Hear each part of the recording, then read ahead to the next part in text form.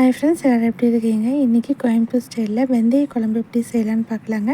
குழம்புக்கு ஒரு பேஸ்ட்டை ரெடி பண்ணோம். அது எப்படி செய்யலான்னு பார்க்கலாம்.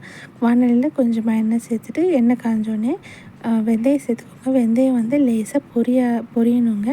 இந்த மாதிரி வெந்தயம் பொரியும் போது 1 ஸ்பூன் ஜீரகம், 1 ஸ்பூன் வந்து மிளகு, ஒரு 10 பல் பூண்டு, கருவேப்பிலை, காரத்துக்காக கொஞ்சமாக வந்து காஞ்ச மிளகா, இது எல்லாத்தையும் சேர்த்துட்டு நல்லா வெந்தயம் ஜீரகம் மிளகுலாம் வந்து நல்லா பொரியணுங்க. அந்தளவுக்கு நல்லா வறுத்துக்கலாம்.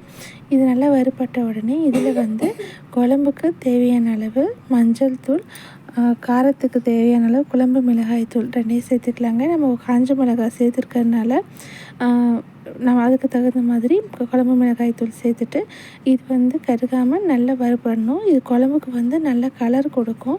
லேசாக வறுத்த உடனே இதில் 2 ஸ்பூன் அளவுக்கு தேங்காய் சேர்த்துட்டு அதுவுமே நல்லா வாசனை வர அளவுக்கு நல்லா வறுத்து இதை வந்து ஆற வச்சு நல்லா நைஸான பேஸ்ட்டாக அரைச்சி எடுத்துக்கலாம். இப்போ நம்ம குழம்பு ரெடி பண்ணலாம். சட்டியில் கொஞ்சமாக நல்லெண்ணெய் சேர்த்துக்கோங்க.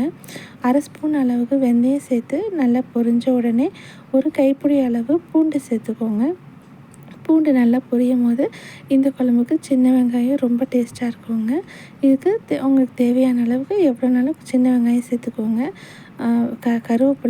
கருவேப்பிலை சேர்த்துட்டு ஒரு தக்காளியும் சேர்த்துட்டு நல்லா தக்காளி சேர்ந்து வதங்குற அளவுக்கு இந்த மாதிரி நல்லா வதக்கிக்கணும். வதங்கின உடனே அரைச்சி வச்ச பேஸ்ட்டை இதோட சேர்த்துக்கோங்க. லேசாக தண்ணி லேசாக சேர்த்துட்டு நல்லா கொதிக்க விடணுங்க. இந்த மாதிரி எண்ணெய் பிரிஞ்சு வந்த உடனே இதில் நம்ம புளித்தண்ணி சேர்த்துக்கலாம்.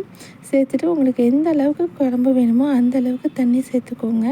சேர்த்துட்டு நல்லா கொதிக்க விடுங்க. டேஸ்ட்டுக்காக கொஞ்சமாக வெல்லம் சேர்த்துக்கலாம். அவ்வளோதான். ஒரு 10 நிமிஷம் நல்லா கொதிக்க விட்டால் குழம்பு ரெடி. இது ரொம்ப டேஸ்ட்டாக இருக்கும். இதை கண்டிப்பாக ட்ரை பண்ணி பாருங்கள். இந்த வீடியோ பிடிச்சா லைக் பண்ணுங்கள், சப்ஸ்கிரைப் பண்ணுங்கள். இன்னொரு வீடியோவில் சந்திப்போம். பாய்.